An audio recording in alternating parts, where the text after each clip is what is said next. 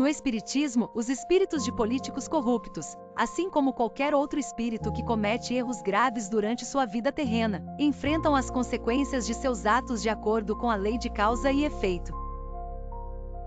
Allan Kardec, em obras como O Livro dos Espíritos e O Evangelho segundo o Espiritismo explica que todas as ações têm consequências morais e espirituais.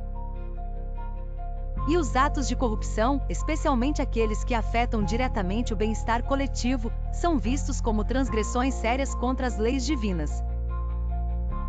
O princípio fundamental da doutrina espírita é a lei de causa e efeito, também conhecida como lei de ação e reação. De acordo com essa lei, tudo o que fazemos gera consequências proporcionais. Políticos que praticam corrupção, usando suas posições de poder para obter benefícios pessoais à custa da sociedade, criam dívidas espirituais. A corrupção desvia recursos e oportunidades, prejudicando milhões de pessoas, e no plano espiritual, o peso dessas ações é amplificado pela responsabilidade que um governante tem sobre seus atos e o impacto que eles causam.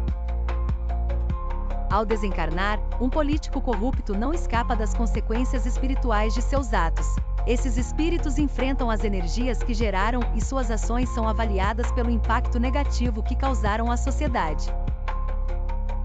No plano espiritual, onde os valores materiais não têm importância, a consciência desperta para os erros cometidos. Espíritos de políticos corruptos podem passar por estados de perturbação profunda ao perceberem o mal que causaram e sentirem a dor daqueles que prejudicaram. Segundo a doutrina espírita, espíritos que viveram na corrupção podem ser atraídos para regiões espirituais de sofrimento, conhecidas popularmente como *umbral*, que é descrito como uma zona de purificação e aprendizado.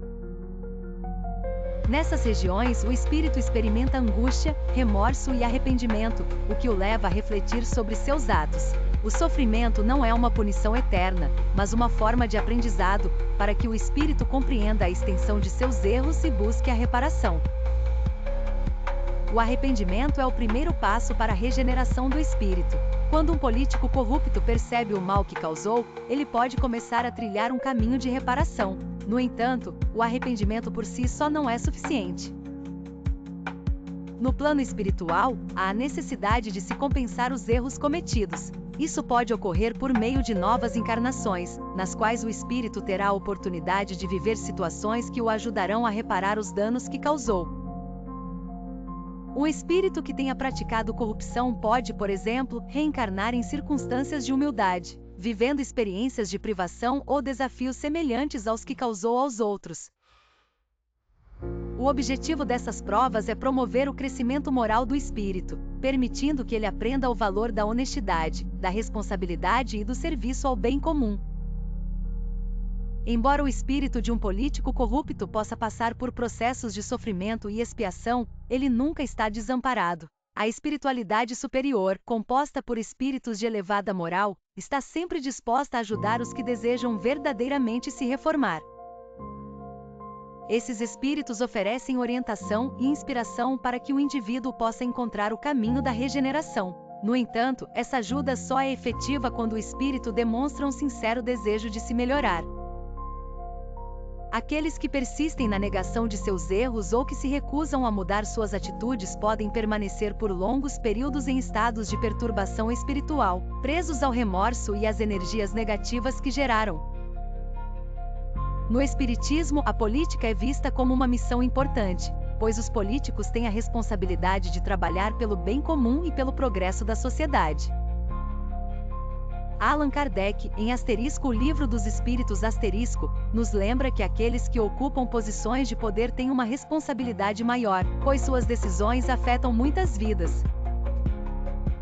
Políticos que usam seu poder de forma ética e em benefício da coletividade estão cumprindo uma missão divina, e suas ações são recompensadas com o crescimento espiritual. Aqueles que abusam do poder, corrompem e desviam recursos estão falhando em suas responsabilidades e acumulando dívidas perante a justiça divina no espiritismo. A corrupção é vista como uma violação do dever moral, e os espíritos responsáveis por esses atos enfrentarão as consequências de suas escolhas. No espiritismo, espíritos de políticos corruptos, como os de todos que cometem erros graves, enfrentam as consequências de suas ações conforme a lei de causa e efeito. Após desencarnar, podem sofrer e sentir arrependimento, mas têm a chance de redenção através do arrependimento sincero e reparação. A doutrina ensina que nenhum espírito está condenado eternamente, e todos têm a oportunidade de evoluir e se regenerar, inclusive aqueles que cometeram corrupção.